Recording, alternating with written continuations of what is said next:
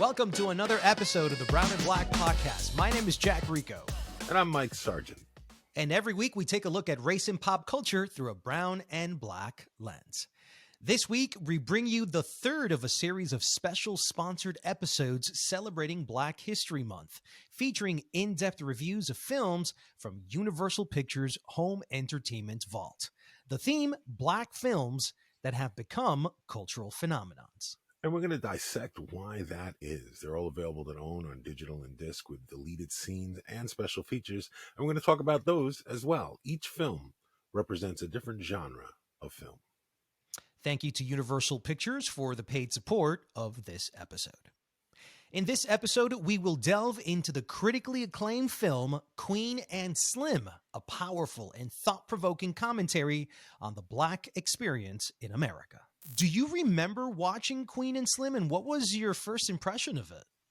Well, I remember very vividly watching Queen and Slim, and at that point I had interviewed Lena Waithe a couple of times, and she's very likable. You know, she's very likable. Yeah. She's a natural storyteller, but she's almost like a poet, you know, and just in the way she does things. And so I'd also had read like what her, you know, how she learned to write, you know, as a writer myself. So I was really kind of following her career, seeing what she was doing.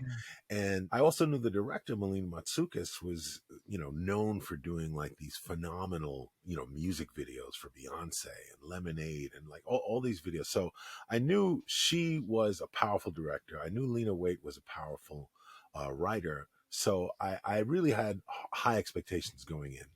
My first impression was that, you know, I had read, you know me, I don't like to watch trailers or anything. So I didn't really want to know what it was about, but I had read that she quoted Nina Simone in that art, it's an artist's duty to reflect the times.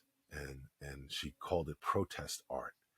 And within the first 10 minutes of the film, right, you got it. You got what this was about. And you got, for me as a Black person, you know, in the last 6 years, even more so, because I watched this film. I hadn't seen it since it came out. But as a Black man, you literally could have your life in your hands when you get stopped by police. And what are you going to do in that moment if it's you or them? And then if it is them, if you do defend yourself, you know, your life as you know it is over. So I very much remember watching it, thinking just how plausible this story could be. Interesting, because I remember watching that film. And, you know, this is, I think, the beautiful thing about this podcast, the Brown and Black Podcast, is that because I am not a Black man, but I am still a person of color. Hold on a second. You're not a Black man? I thought something was up with the audio. I was like, are you not? Are you hearing me? I could resist. So but, you know, I am a brown guy. And so within that, in a system that isn't designed for brown and Black people, I saw this in a different light. Race wasn't so much. Okay, so check this out. I came into the understanding and the enlightening, the awakening moment for me as an American citizen to understand the plight of Black history was something that I was delayed on for a long time. And you know what? That's on me. I didn't want to know the plight of the Black person. You know why? Because I didn't want to also have to, in a way, carry that burden as well, to know it, to be aware of it, and then to change my life around it. I wanted to live in a fantasy, Mike. I wanted to watch sports. I wanted to watch movies and arts and culture and live in a fantasy. I didn't want to face the dark history that this country had had. But let me tell you something, much like the character of Slim, played by Daniel Kaluuya in this film, and we'll get into the characters and what they represent and the connections, but much like him, at some point he had to face the world, because the world needed an opinion from him. The world needed him to speak up, to stand up. This man was enclosed to the world. And that's how I felt for a very long time. So when I first saw Queen and Slim, I wasn't looking at race. I was looking as, yo, this is like the most beautiful black film I think I've ever seen. It's just every shot just looks like a portrait that should be hung in a museum or something. And Well, it wasn't understanding the racial implications of it, because to me it was normal. This is the stuff that you see on news all the time. They're just talking about something we all see in the news. So it's not that drastically different. This is another movie where a black man is getting shot. I don't know if I want to know more about it. It's painful, man. And so this movie is a movie about love and about pain. And when I saw it this second time around, post-Floyd, Black Lives Matter, reading the history, understanding the plight of Black America and Latin America, the Afro-Latino experience, which is all over this film as well because of Melina Matsoukas. Bro, this movie has it's like a new film for me. Well, it's interesting because there is so much to unpack in this film. I was looking forward to this conversation for that reason to have with you. There's so many things to talk about, but I do want to touch upon one thing you said. It's just how beautiful it was, and that's Ava Brokowski, who's the director of photography, and she really got her start or made her name doing Insecure, and she's talked a lot about how going to film school they never talk about lighting non-white people. And, Yeah.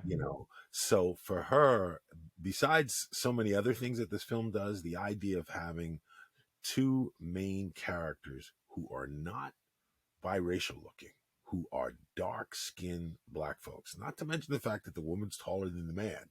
Okay. So there's so many things that are subversive about this film that are subtle in some ways. Like you said, the first time you saw it, you didn't even think about all the other implications. You're just following the story, and it's beautifully shot, and you're moved by the story. I looked at it on the surface before I looked at it deeply. And that is the beauty of a film like this, where you can look at it just as a story, because at the end of the day, what is it? It's a road movie, and that's a whole type of film, and it's a road movie, but to me, it's a road movie that travels the racial psyche of America.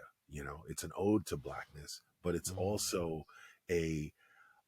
like most road movies, road movies are about characters exploring the frontiers of their mental and their physical space. But usually they end up getting a greater understanding of whatever it is they're running from, or finding out what they're really running from.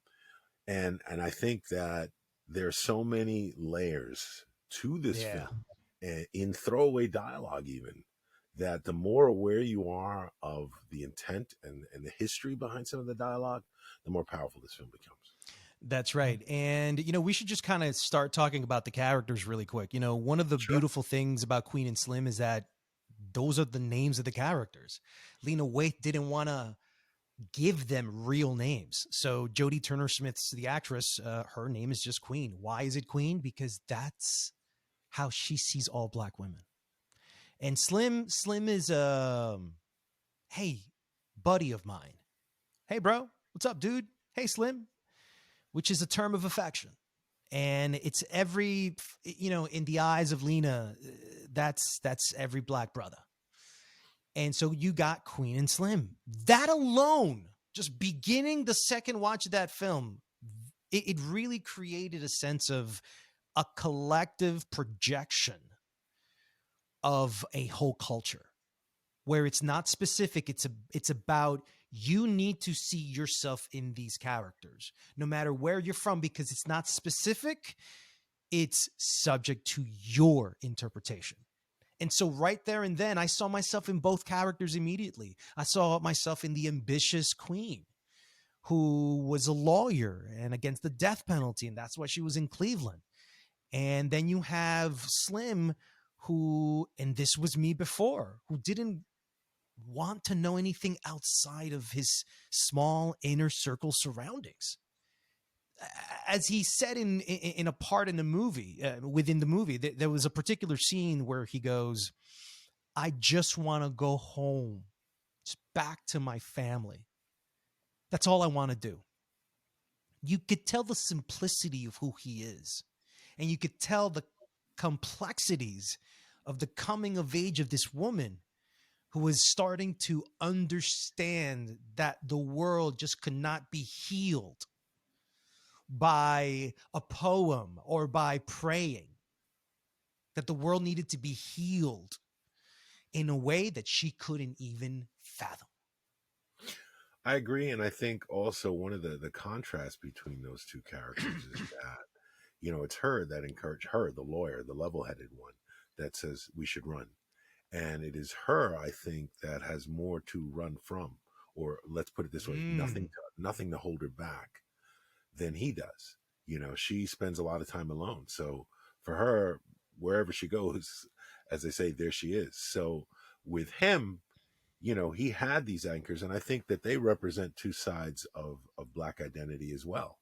Do you have to live in a bubble in order to to escape the neighborhood you grew up in, the situation you came from, the class you were born in? Do you have to let that go and become something disconnected, versus, or do you stay and embrace what you have and make family more important than anything, even than perhaps your ambition, and you just have a job, but you've got your family, and the dichotomy of those two choices, I think, is also says a lot about what it is to be definitely a person of color, but definitely to be black in this country.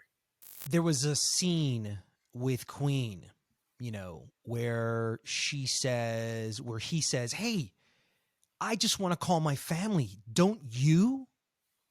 Don't you care about telling your family what's going on?" And she said, "To be frank, no."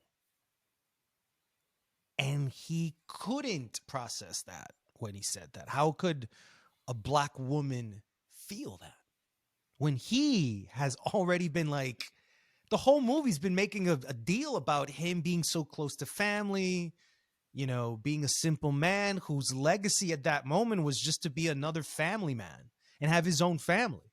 And this woman doesn't want doesn't even want to be connected to her own family. So we are seeing two extreme spectrums collide in an event where they're both not supposed to be in. And that was just a prologue, Mike. That was just like, the movie hasn't even introduced the titles.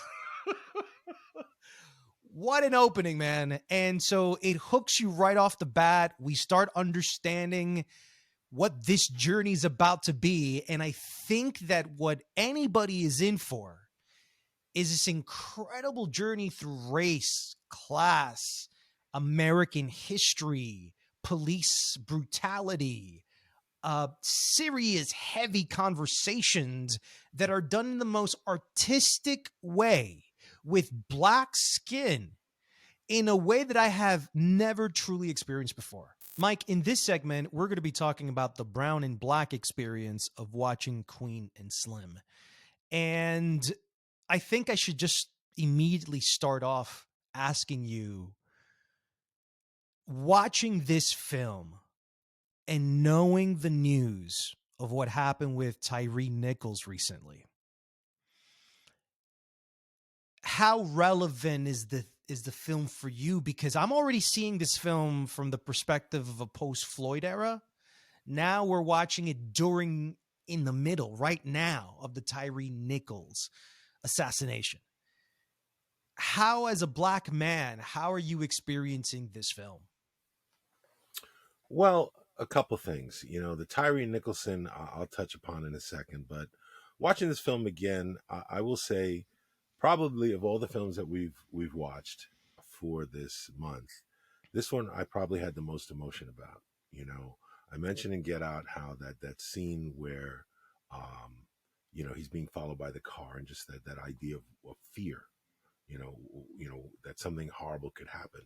Well, the other fear, an extension of that fear as a black man, as a black person, okay, because it's male and female, and I see countless, dude, countless videos on social media of police brutality, police beating up young black women in schools, smashing their heads against the ground, police punching black women in their face, police killing black men left and right with their arms up, okay, just shooting at them.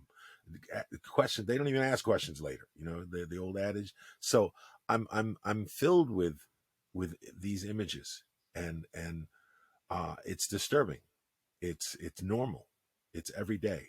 It's increased. It's worse now than it was when this movie came out, in my opinion. So seeing this, I'm reminded that this film is essentially a modern day black parable. It's a parable about what's going on. Black Lives Matter was created, like I was talking about, a moment of visibility. A movie like this is similar. It's that Black Lives Matter allows people who don't who have privilege to maybe get a taste, or to have a sense of what it is not to have privilege, to have the odds stacked against you. I think every male has had a taste of privilege because of, you know, sexism, whether black, brown, or white. Seeing this film, I think it's very powerful. It's very powerful because just like it is scary to think somebody might be wanting to do me harm, it is a nightmare to have a deadly encounter with the police. And then in a situation like that, like we see in the movie, where that's a nightmare, your life is over. That's it. There are no choices. There's no going back. You don't have any other choice. And I think part of the metaphor here is that they literally have to escape America. And that's part of the plight for black people too. How do you escape? Can you get out? How is it possible that Queen and Slim never got a Golden Globe, which is the joke award of Hollywood? Well, I And mean, it couldn't even get a Golden Globe for that. And there's been a lot of reports on that. But then for it not to get an Oscar award, Mike, for the writing, for the cinematography, for the direction, how does this movie escape anybody in 2017, 18? well, I'll answer that. I'll give you my opinion on that. One, I think Golden Globes. I think this was at least the year or two before the Golden Globes would be exposed for just how biased and racist they were, and just how all essentially lily white they were. So that shouldn't be a surprise. But in terms of, and this is the larger conversation about recognition in the industry, and the conversation, because this is happening during Oscar season, and we're seeing it played out again with The Woman King, where a film that there's clearly a lot of work, a lot of time, cinematography, a lot of power, you know, one of the greatest actresses of our time starring in it, doing, physically demanding thing, all these things, and it gets no recognition. It gets no recognition from the industry, from the dominant culture that rules the industry. And that recognition, I mean, this is a film, we're giving it recognition. I think the black community is giving it recognition, but in many ways it plays out like the characters in the film, where the characters in the film, black people get it. They understand what happened in that scene. They understand what happened in that moment. That's why they're helping him. They know he's not a killer. They know that not only they knew more about the white cop than he did. They knew that white cop had a history of killing black folks, of brutalizing Right. black folks. So, in the black community, you'd say he had it coming. Okay. But he didn't Mm. even know that. But they also knew from living where they live. And there's a reason both Melina and Lena have talked about why they set this film in Cleveland, because it was one of the stops along the Underground Railroad, and they see this in some ways as an inverse Underground Railroad. But in many ways, I think that metaphor right there of how the black community acknowledges that, but in the media, the mainstream, no, they're these cop killers. They're on the run. Da, da, da. They don't even talk about in the news what the history of this cop had been or what was going on. So I think that the fact that this film got no awards speaks to, this is a film that you have to care. You have to care what the film has to say. You have to actually That's right. watch the film. If you get that screener that year, you actually have to watch it. And you see a It's a film. demanding film, Mike. Well, It's it's a not even. demanding film. And here's the question. Here's the question. It's All demanding if right. you actually sit and watch it. It's not if you just look at that art and it's two black people that you don't care. But okay, you're a European. You don't give two hoots about America. You actually hate America. And now here's the plight of America, right? Slavery. The system created to deny African Americans their right. And they're like, I'm sick of hearing about it. Every movie I see, there's always something going on. I don't want to see this anymore. You know what? Let's send the intern to go see it. What does a creator do in that moment, Mike, when the system of criticism is distorted? Well, you know what a When the creator system of does? criticism, to me, to be quite honest, it doesn't work. Because Well, if you're going to have a dominant group constantly saying, we don't want to watch black films, then how are we ever going to do that? If they're not, there's going to no parity in black, creators at the Academy. It's never going to happen. So how well, are black creators, going to get their movies recognized then? well. Again, it recognized by how are they going to get their films made? That's more the issue. They should get their films made by any means necessary, and the recognition.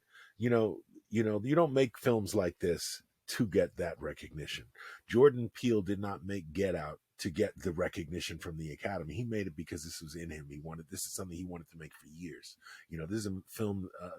Get Out cost like $4 million, made like over $300 million. So the answer, in my opinion, is that you ignore the that judgment system. You have to ignore the judgment system and make the films that you want to make, and Yes, do Mike, everything but you can to art reach that audience. without marketing is invisible. Well, again, These award shows, the only reason they exist is to market movies. We've agreed. seen the metrics go up every time a movie is recognized or actually wins something, or there's a actor or actress that was nominated. We see the numbers go up.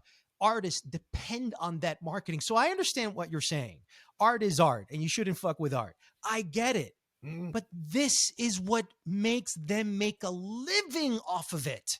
So if you deny them that, Mike, how are they going to make another black movie? well, again, I think that I believe that you can continue to make black films. Now, is it more difficult? Can you have a string of bombs and be a white filmmaker and make a string of bombs and still get another deal? Yes. Okay, as a black filmmaker, you may have to try harder if your film doesn't make money. I mean, this film did make money. It didn't make the kind of money or get the kind of recognition that it should have. But we also have to look at the politics of art. Hitchcock never won an Oscar. Okay, and that's something to be to say that, okay, well, why? What? Because there's a politic to it. So the politic, in my opinion, is always going to be there. You can't let that dissuade you. You can't, because if you do, then you're a slave to it. You're a slave. You're we could debate the validity of a competition anyway, and the relevance of the Oscars anyway. We could debate that. But the question really becomes, like, who are you making this film for? And can you reach the people you want to reach? And that's really the challenge. So I say that the challenge still exists. I mean, there was a thinking for a long time in the industry that black stories don't travel. Basically, like you're saying, Europeans, they don't care. Okay, Black Panther changed all that. Get Out changed all that. So there are films now that are changing that narrative and that paradigm, and you just have to keep pushing. You have to keep making great films because eventually, you know, we'll break through. Of course. To me, this is a crime. You had one of the great black modern writers, one of the great few black female directors, And an her first feature Oscar film, her award winning first actor in the feature film, making.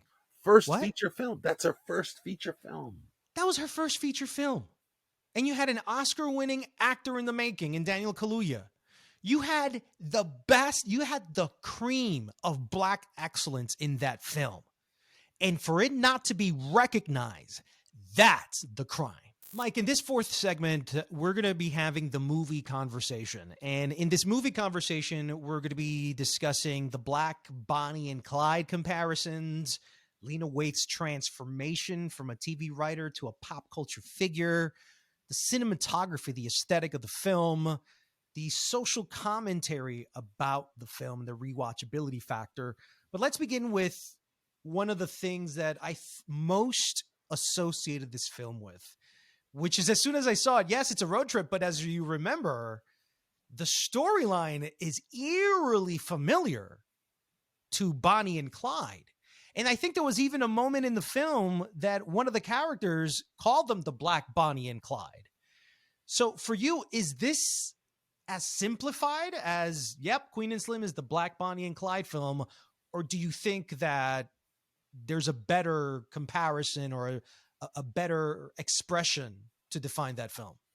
Well, I think the comparisons to Bonnie and Clyde are always, the idea of a romantic couple on the run for the law is always going to bring up a Bonnie and Clyde comparison. But I think this is probably a little more like Thelma and Louise. I think interesting. Okay. It especially all the way up till the end. I think that this is a film that, like I said, it's about these characters who are running from something, and they're running from something, but they're not committing crimes along the way. Right. They're not. Okay? They're Yeah. not criminal fugitives. They're But not. they are fugitives Well, of a system. They're fugitives of a system, and they committed a crime, but the crime has been committed against them, has been committed against us. The crime is ongoing, and that's part of the antagonist in this film is the society, is the justice system. We know that if they catch them, there's no way they can get free. We know that it's a very good chance, not only that if they live, they will be in jail for the rest of their lives, or get the death penalty. So Right. the stakes are very, very, very high. So that comparison, Bonnie and Clyde, that they're not going to get off, but I think it's probably a little more like Thelma and Louise meets Butch Cassidy and the Sundance Kid. Okay, you just mentioned 3 white films, Mike. That's right. And I want to know if there's any black film comparisons. This does a number of things. There's romance, there's some comedy in it. There's a lot of things, but this really follows the formula of a road movie. These are, and most road movies have been white, whether it's true romance or any number of films about a couple on the run have, this is groundbreaking in the idea that it's a black couple on the run. We've never really seen that. So I would say there isn't a black film this can be compared to. I think that's part of what makes it so iconic, because not only is it a black couple, but they're unlike any black couple you've ever seen on screen before. Mike, you talked at the beginning of the episode that you had been following the career of Lena Waithe. And I think just in the opening scene, you can tell the gift that Lena Waithe has in the dialogue of that. It felt very Quentin Tarantino, the way that Quentin opened up Pulp Fiction. They're at a restaurant, they're having a dialogue, but much like Quentin, Melina Matsoukas and Lena Waithe decided to kind of maybe even do their own version of it, where they're at a cafeteria and it's their first date. They're starting to get to know each other. But this is where Lena Waithe comes in and just flexes, dude. The writing between the two is like a tennis match of the two greatest tennis players. And that's how it felt. It was just like there was almost a competitive spirit in the dialogue where at the end she's like, let me ask you something. She was trying to like dig at him the whole night, right at the opening scene. It's just brilliant. And she goes, Queen says to Slim, do you really come here because you like it, or do you come here because you can't afford anything else? And Slim says, it's black owned. And she just leans back, speechless.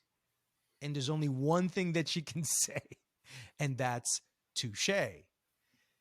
When you have a film where the character feels like they just got beat in a debate and you feel the same exact way, that's the writing plus the acting plus the cinematography that just lets you know the type of excellence that you're watching. Yeah, but also, again, I agree with you 1,000%. It's the writing, but it's also knowing how to construct the scene, because the scene, as we've talked about here, conflict. You always have to have conflict, and a conflict in a movie, in a script, is a conflict of values. So their dialogue is telling us who they are. Who they are. It's not just That's right. throwaway dialogue. So we're understanding who they are, and her values she's hoisting upon him. He's defending himself, showing his values, and so that's the conflict. But it's like you said, it's like sparring. So I Mm-hmm. also It's like felt a joust. it's like a joust, but it's also very real. Many black men will talk about how black women will give them a hard time. Or hard on them. And this is something that goes on. But what I enjoyed about it is that it's playful. It's she's a little hard on him, a little harsh, a little judgmental. Okay. And he's like, why you judge me? But then later on in the film, there are scenes where he says something to her. He says, you're crazy. And she's like, it should be against the law to call a black woman crazy. Now that one line speaks volumes. It speaks volumes about what it is to be a black woman. It speaks volumes about Lena Waithe in her understanding of what it is to be a black woman. She also understands, though, that this narrative of the angry black woman, and how, if a black woman is angry, she's pretty damn justified, because there's plenty of shit that she's gone through in her own life and in just the life of this country. So I say all that to say, yes, the dialogue is terrific, and I think that that's something you hone also when you do TV. You learn to be very good at dialogue. All the characters seem very real. Like, I've met these characters, Right, even right. even the uncle, met that guy too. I want to talk about the aesthetics of this film, and this is the reason I want to talk about Melina Matsoukas, who's you've also been following for quite some time. I got to tell you, man, when I saw Queen and Slim, I don't focus too much on the writers or the directors when I'm watching a movie. I just watch the movie and I let the movie speak for itself. I'm not focused on the gossip of how it happened. I just want to focus on the film. So I didn't really know the profile of Melina Matsoukas. Dude, when researching this, I'm like, I think I want to be Melina Matsoukas after reading so much about her. First of all, and this is the part that I think we need to sort of overlay on top of this film in this conversation, which is the Afro-Latino experience here. Melina Matsoukas is Afro-Latina. Her mom is Cuban. Her father is Jewish, Polish, Greek. And she grew up, I think she was born in 1981, grew up in Co-op City in the Bronx. Okay. If anybody knows anything about Co-op City, that is one of the poorest areas in America. She ended up going to NYU. She ended up going to then LA to the American Film Institute, I think, and got like a master's in cinematography. Just had done 4 videos before Beyonce calls her and says, I want you to do 4 videos for me.